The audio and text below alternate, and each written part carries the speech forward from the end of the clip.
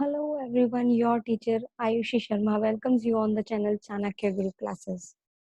आज हमारा जो लास्ट टॉपिक था वो था इंट्रोडक्शन ऑफ मैक्रो इकोनॉमिक्स और उसमें हमने extra question as per CBSE past year syllabus cover किए थे। आज जो हम करने वाले हैं वो नेक्स्ट टॉपिक करने वाले हैं सर्कुलर फ्लो ऑफ इनकम। ये जो हमारा फर्स्ट टॉपिक है और जो सर्कुलर फ्लो ऑफ इनकम है ये एग्रीगेशन के अंदर national income and related aggregates 10 marks का जो आता है उससे रिलेटेड है सारा टॉपिक।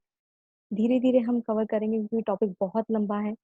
तो आज का हमारा बहुत इंपॉर्टेंट टॉपिक है circular flow of income. Stock और फ्लो के बारे में बहुत बार सीबीएसई ने बोर्ड्स एग्जाम्स ने, चाहे वो सीबीएसई है चाहे कोई भी है बोर्ड एग्जाम है, सबने जरूर पूछा है। काफी अच्छी वेटेज रखता है ये टॉपिक। और अगर आपको इजीली अच्छे से समझ में आ जाता है तो आप बहुत सिंपल सा टॉपिक है, कोई ज्यादा कॉम्प्लिकेशंस नहीं है। तो जल्दी से टाइम वेस्ट ना करते हुए हम अपनी स्लाइड्स पर चलते हैं। जो हमारा आज का टॉपिक है वो सर्कुलर फ्लो ऑफ इनकम है। लास्ट टॉपिक हम इंट्रोडक्शन ऑफ माइक्रो इकोनॉमिक्स कर चुके हैं। जिन्होंने वो टॉपिक अभी तक नहीं देखा है वो जल्दी से डिस्क्रिप्शन बॉक्स में लिंक है, वहां पर जाकर वो टॉपिक देख सकते हैं। आज हम बात करेंगे सर्कुलर फ्लो ऑफ इनकम की। सेकंड टॉपिक है हमारा, डिस्क्रिप्शन बॉक्स में 11th क्लास के जो दोनों टॉपिक कवर हो चुके हैं। इंट्रोडक्शन ऑफ हमारा स्टैटिस्टिक्स फॉर इकोनॉमिक्स क्यों ज़रूरी है और कलेक्शन ऑफ डाटा वो भी है, और प्लस क्लास 12th का जो फर्स्ट टॉपिक हमारा हुआ है प्लस एक्स्ट्रा क्वेश्चंस के साथ, वो भी डिस्क्रिप्शन बॉक्स में लिंक है आपके पास। पहले इस क्लास को समझने से पहले आप प्लीज़ वो क्लास देख लीजिए, उसके बाद आपको ये थोड़ी ज़्यादा बेटर समझ में आएगी। आज हम देख लेते हैं कि आज हम क्या क्या कवर करने वाले हैं, उसके बाद बात करेंगे बाकी चीज़ों के ऊपर। सबसे पहले हम सबको यही पता है कि जो हमारा macro economics plus Indian economic development है वो 40-40 मार्क्स में डिवाइडेड है। तो थ्योरी हमारी 80 मार्क्स की होगी, 20 मार्क्स का हमारा प्रोजेक्ट होगा। उसके बाद जो बात कर लेते हैं हम 20 मार्क्स के प्रोजेक्ट के बाद हम मैक्रो इकोनॉमिक्स में जो हमारा पहला टॉपिक है national income and related aggregates 10 marks का है। और ये 28 पीरियड्स ये इसलिए लिख रखे हैं कि जो ऑफलाइन जो हमारा स्कूल टाइम शेड्यूल होता है उसमें 28 पीरियड्स लगने चाहिए इस टॉपिक को कवर होने में। इसके अंदर हम क्या क्या कवर कर चुके हैं और क्या हमें कवर करना चाहिए अब, उसके बारे में बात कर लेते हैं। Basic concept of macro economics हम कर चुके हैं। कंजप्शन गुड्स हम कर चुके हैं लास्ट क्लास में। कैपिटल गुड्स, फाइनल गुड्स और इंटरमीडिएट गुड्स कर चुके हैं हम। आज जो हम बात करेंगे वो स्टॉक एंड फ्लो की बात करेंगे, ग्रॉस इन्वेस्टमेंट और डेप्रिसिएशन की बात करेंगे, circular flow of income two sector model की बात करेंगे। इसके बाद जो ये टॉपिक है इसमें न्यूमेरिकल शुरू हो जाएगा हमारा। थ्योरी भी है कुछ इनकी कि कौन सी चीज कहाँ पर जरूरी है, वो थ्योरी भी उसके बारे में भी डिस्कस करेंगे। लेकिन सबसे पहले हमारे ये जो दो टॉपिक हैं आज हम उनके बारे में डिस्कस करेंगे, stock and flow, gross investment and depreciation और सर्कुलर फ्लो ऑफ इनकम। ये तीन टॉपिक हम कवर करेंगे। एक बात थोड़ी सी ध्यान देने की ये है, सीबीएसई ने थोड़ा सा अमेंड किया था पिछले कुछ सालों में कि 2 सेक्टर मॉडल आएगा आपके पास। यहाँ पर 3 सेक्टर मॉडल और 4 सेक्टर मॉडल भी होता है सर्कुलर फ्लो ऑफ इनकम में। तो अगर किसी के पास पुरानी बुक है या फिर कोई पुराने सिलेबस के अकॉर्डिंग कोई भी मटेरियल है आपके पास, तो प्लीज मेक श्योर दैट आपको सिर्फ 2 सेक्टर मॉडल करना है। आपको 4 सेक्टर्स के बारे में बताया जरूर जाएगा, लेकिन हमें according to CBSE syllabus guidelines के अकॉर्डिंग हमें 2 सेक्टर मॉडल तक ही करना है। तो हम टाइम वेस्ट ना करते हुए अपनी स्लाइड पर चलते हैं कि स्टॉक और फ्लो होता क्या है एक्चुअल में। स्टॉक के बारे में अकाउंट्स में हमने बहुत बार पढ़ा है, तो वहीं से थोड़ा सा कोरिलेट कर कर चलते हैं। स्टॉक वो सिचुएशन है हमारी, स्टॉक वो चीज है जो एक पर्टिकुलर पॉइंट ऑफ टाइम पर होता है। इस वर्ड को प्लीज बहुत ध्यान से, आप कभी भी स्टॉक के बारे में बता रहे हैं तो आपको ये वर्ड जरूर लिखने हैं। पर्टिकुलर पॉइंट ऑफ टाइम, जब कोई चीज पर्टिकुलर पॉइंट ऑफ टाइम के लिए मेजर हो रही है तो उसको हम स्टॉक कहते हैं। आपके बैंक में कितना अमाउंट है एज ऑन 31 जनवरी 2020, तो ये क्या है हमारा, या 31 मार्च 2020, तो ये क्या है उस पर्टिकुलर डेट पर जब हम अपना अमाउंट मेजर कर रहे हैं तो वो स्टॉक हो गया। एग्जाम्पल्स पर चलते हैं। Stock of goods in godown as on 31 Jan 2020, 31 Jan 2020 को 31 जैन 2020 को हमारा जो स्टॉक है वो क्या रहा, 2020 को हमारे गोडाउन के अंदर, वो मेजर करने को हम स्टॉक कहेंगे कि वो पर्टिकुलर स्टॉक क्या है। अभी बात करते हैं स्टॉक और फ्लो में डिफरेंस क्या है, बहुत इंपॉर्टेंट है, प्लीज इसको ध्यान से समझिएगा। जिसको ये टॉपिक नहीं समझ में आया वो कहीं ना कहीं अपने थोड़े से मार्क्स को खत्म कर चल रहा है, क्योंकि आगे भी कैरी फॉरवर्ड होने वाले हैं टॉपिक। बात कर लेते हैं स्टॉक। आई थिंक सबको क्लियर, एज ऑन की जब बात आ जाती है तो इट मीन्स वो स्टॉक की बात कर रहे हैं। 2-3 मैंने बातें बता दी हैं, पर्टिकुलर डेट दे रखी है, एज ऑन दे रखा है, पॉइंट ऑफ टाइम की बात कर रहे हैं, किसी पर्टिकुलर पॉइंट ऑफ टाइम की बात कर रहे हैं, तो वो सारे स्टॉक होते हैं।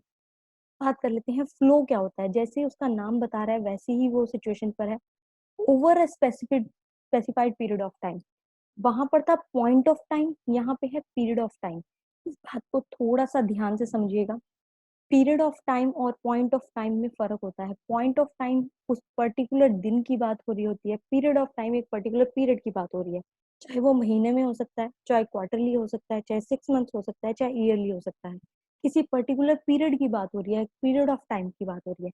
यहाँ पे किसी पर्टिकुलर दिन की बात नहीं हो रही फ्लो के अंदर। तो ये बेसिक डिफरेंस है। वहां पे पर्टिकुलर किसी एक डे की बात हो रही होगी, यहाँ पे किसी पीरियड की बात होगी।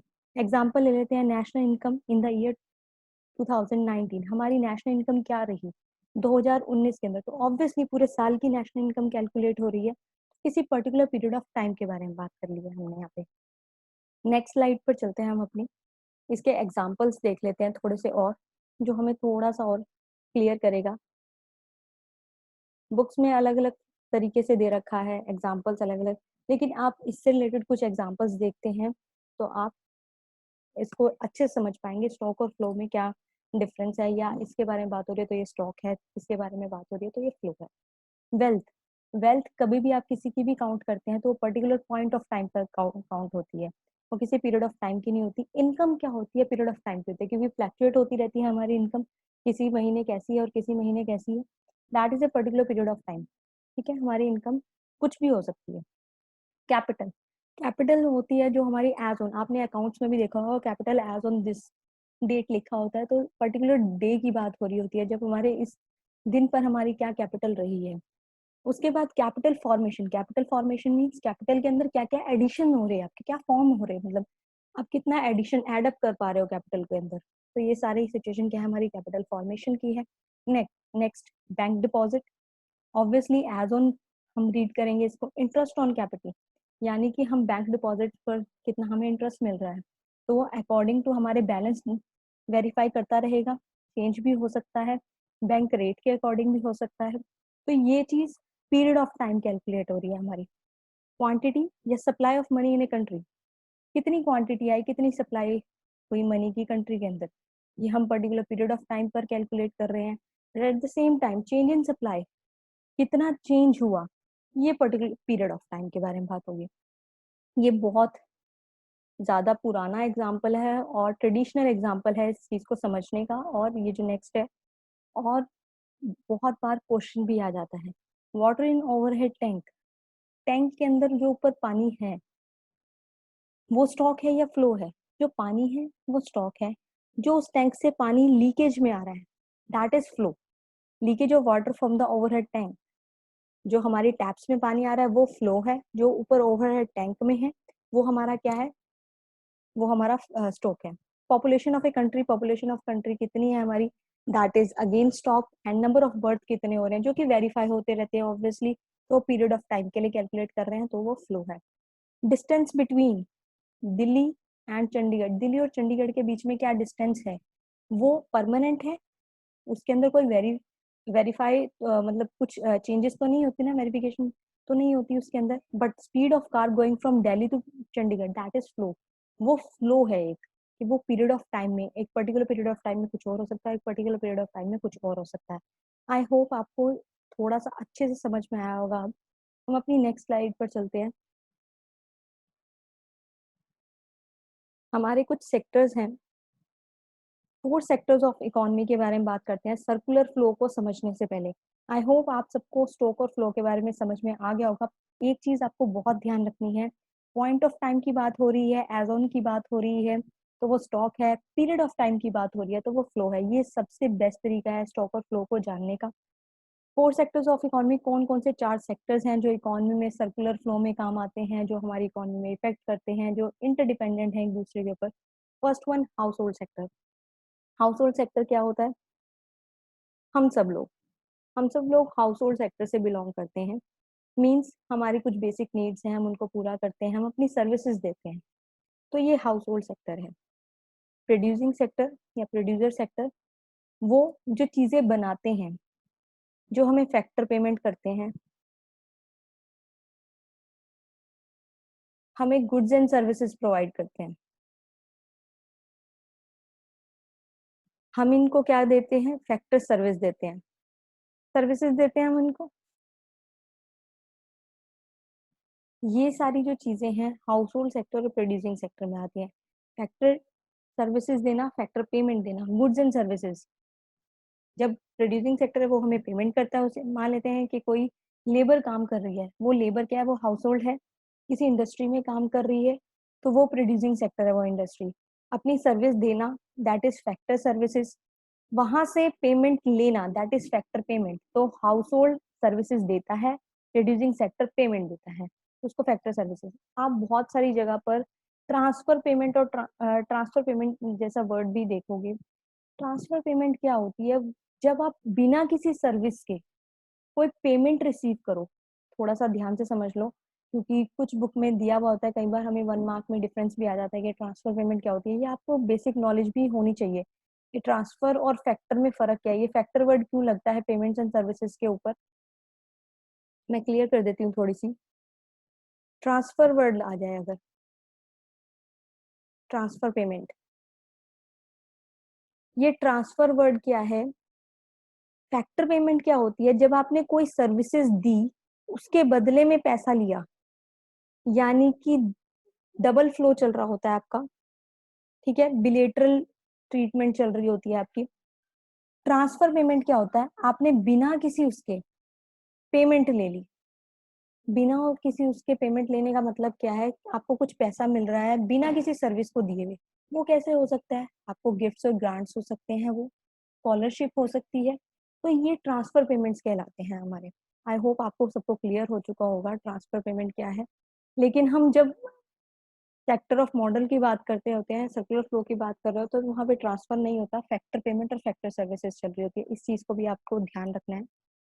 अब बात कर लेते हैं गवर्नमेंट सेक्टर। गवर्नमेंट सेक्टर क्या करता है? हमसे, हाउस होल्ड सेक्टर से और प्रोड्यूसिंग सेक्टर से टैक्सेस लेता है, ये उसका रेवेन्यू है, प्लस सर्विसेज देता है। ठीक है, ये हमसे क्या कर रहा है?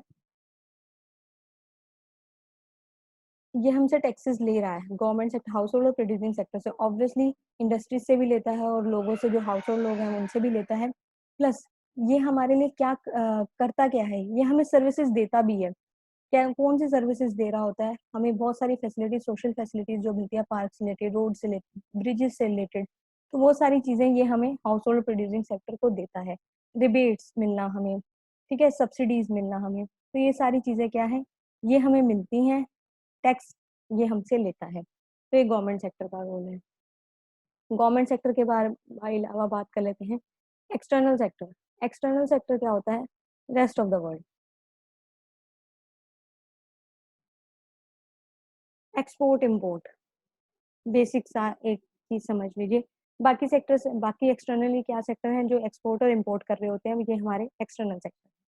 ठीक है, आई होप आप सबको क्लियर हुआ होगा कि ये चारों सेक्टर क्या रोल प्ले कर रहे होते हैं। इसके बाद बात कर लेते हैं इंटरसेक्टोरल फ्लो की। सबसे पहले किसी भी कंसेप्ट को समझने से पहले प्लीज उसका बेसिक इंग्लिश मतलब जरूर समझिए, अपने माइंड में क्रिएट किया कीजिए। उससे ही आपको बहुत सारी चीजें इजीली समझ में आ जाती है। इंटरसेक्टोरल, इंटरसेक्टोरल का मतलब क्या होता है? ये इस इंटर का जो मतलब होता है, ये इसका मतलब ही आपस में होता है। अगर यहाँ पे इंट्रा होता है लिखा हुआ, TRA लिखा हुआ हो, तो उसका अपने आप से मतलब होता है। इस इंटर का मतलब होता है दूसरे सेक्टर से। ठीक है, इंटरसेक्टोरल फ्लो यानी कि बाकी आपस के दूसरे सेक्टर है, उनके साथ फ्लो। इंटरसेक्टोरल फ्लो क्या होता है? इंटरसेक्टोरल फ्लो वो चीज होती है, E sector of the economy depends on the other sector. Her sector हमें पता है कि वो एक दूसरे पर डिपेंडेंट है। अभी ये हमने कब कहा कि डिपेंडेंट है? अभी बात कर लेते हैं जल्दी से कैसे डिपेंडेंट है। Factor house hold sector factor services देता है प्रोड्यूसिंग सेक्टर को, काम करता है तो ही तो वो पेमेंट देता है। अगर हाउस होल्ड सेक्टर काम ही ना करे, वो पेमेंट नहीं देगा, वो पेमेंट ना दे तो हाउस होल्ड सेक्टर सामान नहीं खरीद पाएगा प्रोड्यूसिंग सेक्टर से। Goods and services producer sector ही तो देता है बना के, तो कहीं ना कहीं पैसा मिलता है हमें प्रोड्यूसिंग सेक्टर से काम करने के बदले। काम देते हैं हम, पैसा लेते हैं उनसे, फिर उसी पैसे से हम चीजें खरीदते हैं, तो कहीं ना कहीं इंटरडिपेंडेंस आ गई। ऐसे ही गवर्नमेंट से भी है, हम गवर्नमेंट को टैक्स देते हैं तभी गवर्नमेंट हमें फैसिलिटीज दे पाती है। ऐसे ही बाकी एक्सटर्नल सेक्टर के साथ भी है, हम एक्सपोर्ट इंपोर्ट जो भी चीजें कर रहे हैं रेस्ट ऑफ द वर्ल्ड के साथ, वहां पर भी हम इंटरडिपेंडेंट है। ठीक है, हाउस होल्ड सेक्टर की सर्विसेज जाती है, प्रोड्यूसिंग सेक्टर की सर्विसेज वहाँ पे जाती हैं, गुड्स एंड सर्विसेज जा रहे होते हैं, गवर्नमेंट सेक्टर भी कुछ रिबेट्स और टैक्सेस अप्लाई करते हैं एक्सटर्नल सेक्टर। तो कहीं ना कहीं सभी सेक्टर एक दूसरे पर इंटरडिपेंडेंट हो गए। तो इंटरसेक्टरल फ्लो क्या कहता है कि इकोनॉमी में जो ये सारे सेक्टर हैं एक दूसरे पर इंटरडिपेंडेंट है। इस इंटरडिपेंडेंस को हम एक दूसरे के बिना काम नहीं कर सकते, उसको इंटरसेक्टरल फ्लो कहते हैं। क्लियर हो गया होगा आई थिंक। नेक्स्ट स्लाइड पर चलते हैं हम अपनी। Real flow and money flow important है। वैसे तो ये सारा जो स्टॉक एंड फ्लो का चैप्टर टॉपिक है, ये सारा ही इंपॉर्टेंट है, आपको अच्छे से आना चाहिए। बहुत बाहर वेटेज देता है 1 और 2 मार्क्स, 1 मार्क की तो बहुत ज्यादा होती है, 3 मार्क्स की भी होती है। रियल फ्लो और मनी फ्लो के बारे में बात कर लेते हैं। रियल फ्लो, रियल फ्लो क्या होता है? जब आपका फ्लो गुड्स और सर्विसेज का हो रहा हो। अब गुड्स और सर्विसेज, हाउस होल्ड सेक्टर और फर्म्स के बारे में बात करेंगे, ये फर्म्स प्रोड्यूसिंग सेक्टर होता है। ठीक है, अब कैसे रियल फ्लो और मनी फ्लो, यहाँ मनी फ्लो के अंदर पैसे का फ्लो होगा, यहाँ पे सिर्फ गुड्स एंड सर्विसेज का फ्लो होगा। कैसे? हाउस होल्ड सेक्टर सर्विसेज देता है अपनी, सर्विसेज कैसे देता है? लैंड, जमीन दे दी इंडस्ट्री को, किसी फैक्ट्री को, किसी प्रोड्यूसिंग सेक्टर को। ठीक है, लेबर, काम करते हैं हम लोग इनके लिए, प्रोड्यूसिंग सेक्टर के लिए लेबर के पार्ट पे। लैंड, लेबर, कैपिटल, पैसा इन्वेस्ट करते हैं हम, शेयर मार्केट वगैरह ये सब बहुत देखते हैं हम, हाउस होल्ड सेक्टर ही इन्वेस्ट कर रहा होता है पैसा। ऑब्वियसली प्रोड्यूसिंग सेक्टर भी करता है, इन्वेस्टमेंट सेक्टर भी करता है, लेकिन हाउस होल्ड सेक्टर भी करता है, कैपिटल भी जारी होती है हमारी। लैंड, लेबर, कैपिटल, एंटरप्रेन्योरशिप, ये सारी क्या चीजें हैं? हमारी फैक्टर सर्विसेज हैं जो हाउस होल्ड सेक्टर देता है फर्म्स को। फैक्टर सर्विसेज दी हमने, अपनी सर्विसेज दे दी, उसके बदले में अभी हम सिर्फ रियल फ्लो की बात कर रहे हैं। हमने पीछे बात करा था, वो जब हम सर्विसेज देते हैं तो वो पैसा देता है हमको, पेमेंट करता है वो कुछ ना कुछ। यहाँ पे हम रियल फ्लो की बात करें, यहाँ पे पैसे की बात नहीं होगी, तो इसलिए हम, वो हमें बदले में क्या देता है? सामान देता है, वो भी हमें। Goods and services producing sector है, खाने की चीजें बन रही होंगी, कपड़े बन रहे होंगे, हमारी जो भी नेसेसिटीज हैं, जो भी लग्जरीज हैं, जो भी बेसिक फैसिलिटीज हैं, वो सारी प्रोड्यूसिंग सेक्टर ही बना के देता है। हमने उनको सर्विसेज दी, उन्होंने बदले में हमको सामान दे दिया। That is real flow. ठीक है, क्लियर हो गया होगा आई थिंक। दोबारा से बता रही हूँ, हाउस होल्ड सेक्टर ने अपनी सर्विसेज दी और जो प्रोड्यूसिंग सेक्टर है उसने उसके बदले में सामान दे दिया, दैट इज रियल फ्लो। अब बात करते हैं मनी फ्लो के बारे में। मनी फ्लो क्या होती है? आपने सर्विसेज दी अपनी, ठीक है, और यहाँ से, अब यहाँ पे फैक्टर सर्विस ना करके इसको थोड़ा सा करेक्ट करना है आप लोगों ने। यहाँ पर आप लिख लीजिए एक्सपेंडिचर, यहाँ पे फैक्टर सर्विसेज को कट कर दीजिए आप, और यहाँ पर आप लोगों ने क्या लिखना है? एक्सपेंडिचर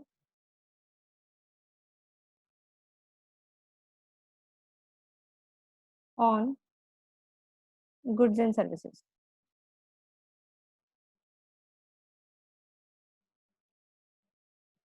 ठीक है, कंजप्शन एक्सपेंडिचर कह देते हैं जिनको हम। ठीक है, expenditure on goods and services. अगर ये क्लियर नहीं हो रहा है लिखा हुआ तो मैं आपको बता रही हूँ, हाउस होल्ड सेक्टर से फर्म्स के पास क्या गया, फैक्टर सर्विसेज ना लिखकर यहाँ पे मनी फ्लो में आप एक्सपेंडिचर और गुड्स एंड सर्विसेज लिखिएगा।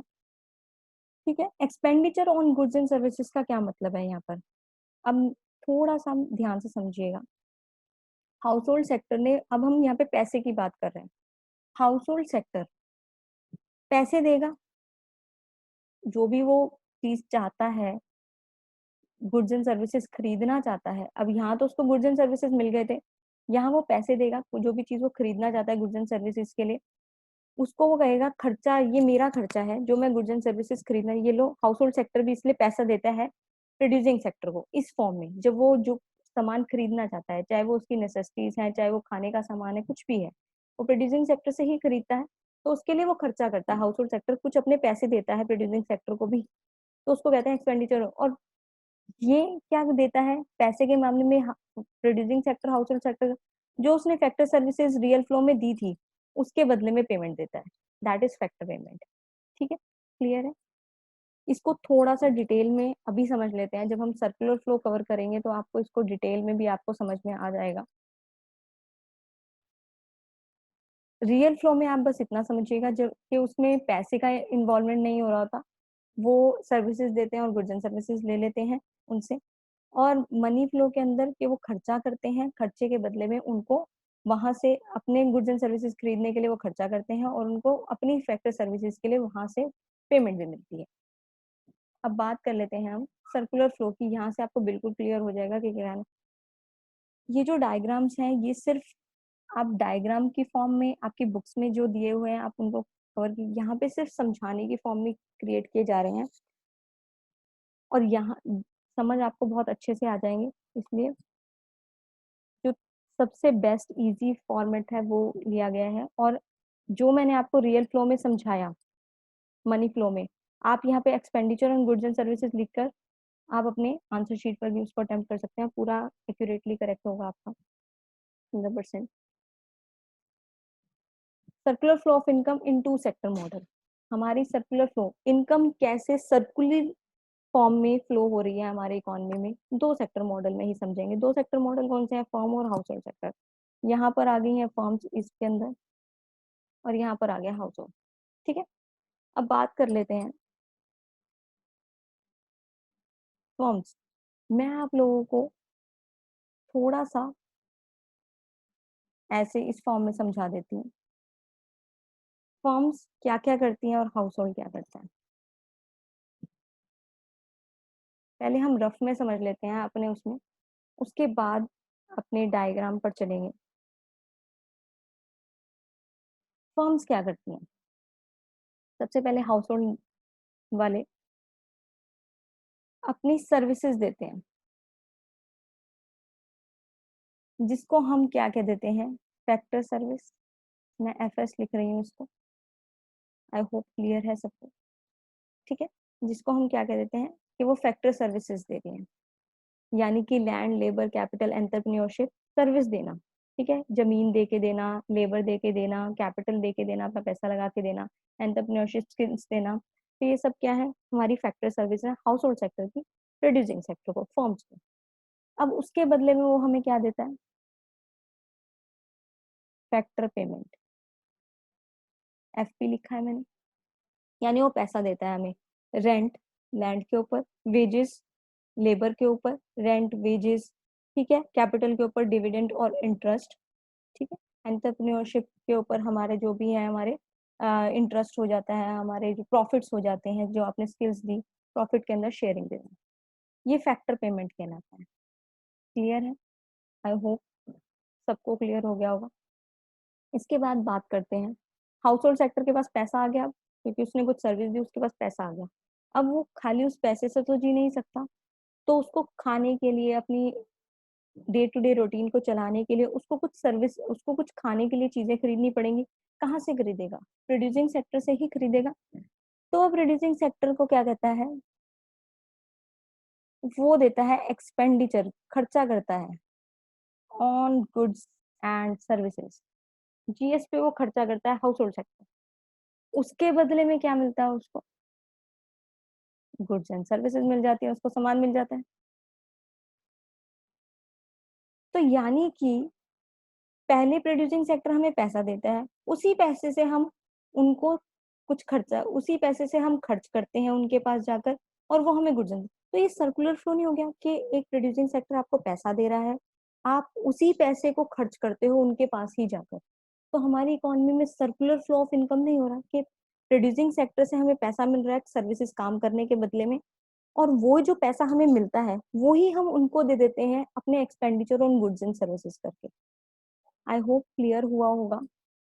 नहीं क्लियर हुआ है तो आप लोग पूछ सकते हैं दोबारा मैसेज के अंदर, कमेंट बॉक्स के अंदर, मेल के थ्रू, जो भी आपको डाउट रह गया हो, बट मेरे अकॉर्डिंग आपको क्लियर हो जाना चाहिए।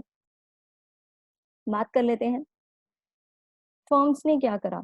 यहाँ से क्या हुआ, हमारी जो हमने कहा वो हमने फैक्टर्स ऑफ प्रोडक्शन, फैक्टर यानी कि फैक्टर सर्विस की बात कर रहा है, इन्होंने क्या दी, फैक्टर सर्विस दी। हाउस होल्ड सेक्टर ने काम किया, इन्होंने क्या किया, फैक्टर सर्विस के बदले फैक्टर पेमेंट दी। Factor service, household sector, आप लोग इस चीज का ध्यान रखेंगे। हाउस होल्ड सेक्टर है, और मैं आपको दोबारा क्लियर कर देती हूँ इस चीज को, प्रोड्यूसिंग सेक्टर है। यहां से क्या गया, फैक्टर सर्विस गई, यहाँ से क्या आया, फैक्टर पेमेंट आया। आप चाहे तो इसको नोट कर सकते हैं। फैक्टर सर्विसेज के अंदर क्या क्या आता है, फैक्टर सर्विसेज में क्या, land, labour, capital and entrepreneurship skills. Factor payment में क्या आ गया, फैक्टर पेमेंट में आपके रेंट, वेजेस, डिविडेंड, इंटरेस्ट और प्रॉफिट, ये हमारी फैक्टर पेमेंट है जो हमें इसके बदले में, अगर सर्विस में आपने अपनी जमीन दी है प्रोड्यूसिंग सेक्टर को तो उसके बदले आपको किराया मिलेगा, आपने लेबर दिया तो उसके बदले वेजेस मिलेंगे, आपने कैपिटल लगाया तो उसके बदले डिविडेंड और इंटरेस्ट मिल रहा होगा आपको, आपने एंटरप्रेन्योरशिप स्किल्स लगाए तो आपको प्रॉफिट में शेयरिंग मिलेगी। तो सारी फैक्टर पेमेंट है, ठीक है। अब यही हाउस होल्ड सेक्टर क्या करता है, प्रोड्यूसिंग सेक्टर को एक्सपेंडिचर करता है, किस चीज पर, सामान भी तो खरीदना है उसको, उसके पास पैसे तो आ गए फैक्टर पेमेंट से, सामान खरीदता है, expenditure on goods and services, ये आप लिख सकते हैं। और यही प्रोड्यूसिंग सेक्टर अब क्या करेगा, गुड्स एंड सर्विसेज करेगा, ठीक है। इसको सर्कुलर फ्लो कहते हैं। अब बहुत अच्छे से क्लियर हो जाना चाहिए क्योंकि 2 बार हो चुका है, इसके बाद भी नहीं हो रहा है तो कोई बात नहीं, आप पूछ सकते हैं। डेफिनेशन पर चलते हैं। It refers to circularity of the flow of production, income and expenditure across different sector of the economy.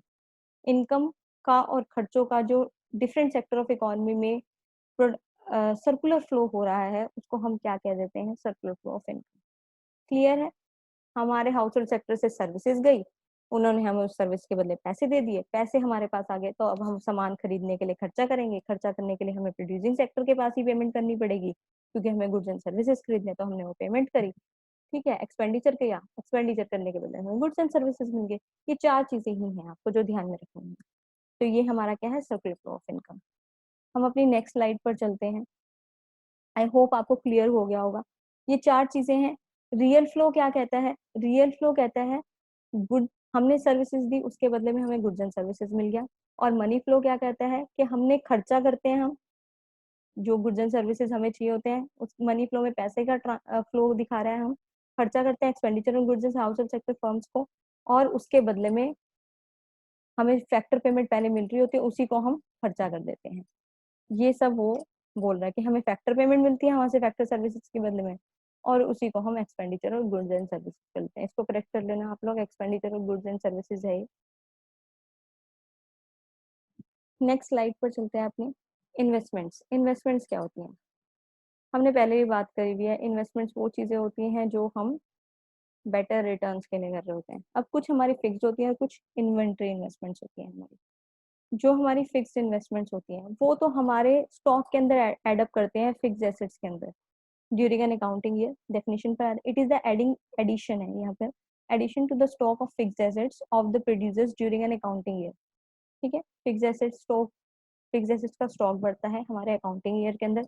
Inventory investments, inventory का मतलब हमारा कच्चा माल, जो हमारा रॉ मटेरियल वगैरह होता है उससे रिलेटेड, जिससे हमारा सारा काम चलता है, ठीक है। Addition to the stock of inventory, यहाँ पे फिक्स्ड एसेट्स था, यहाँ पे इन्वेंट्री है, with the producer during an, बाकी डेफिनेशन, ठीक है।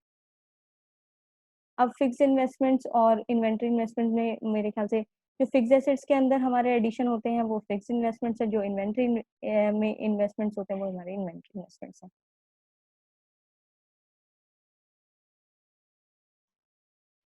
अब बात कर लेते हैं हम ग्रॉस इन्वेस्टमेंट और नेट इन्वेस्टमेंट, ये बहुत छोटे छोटे से हमारे पार्ट हैं, टॉपिक हैं, तो इनको बस इतना ही समझना है जितना मैं समझा रही हूँ आपको। ग्रॉस इन्वेस्टमेंट्स क्या होती है, जिसमें आपका कोई भी खर्चा या आपकी कोई भी डेप्रिसिएशन वगैरह नहीं कटी हुई होती, तो उसको हम ग्रॉस इन्वेस्टमेंट कहते हैं। Gross is the expenditure on the purchase of fix assets, expenditure on inventory stock produce, यानी कि फिक्स एसेट्स और इन्वेंट्री जो हमारा स्टॉक है उस पर जो भी आपकी इन्वेस्टमेंट्स हुई है, दैट इज ग्रोस इन्वेस्टमेंट्स, वो सारी हमारी ग्रोस इन्वेस्टमेंट होती है। नेट इन्वेस्टमेंट्स क्या होती हैं, हमारा जो भी इंक्रीज हुआ होता है एक्चुअल में स्टॉक के अंदर, वो ये कहते हैं कि हम कुछ भी परचेज कर रहे हैं फिक्स एसेट्स में या इन्वेंट्री स्टॉक के अंदर, वो हमारी ग्रोस है।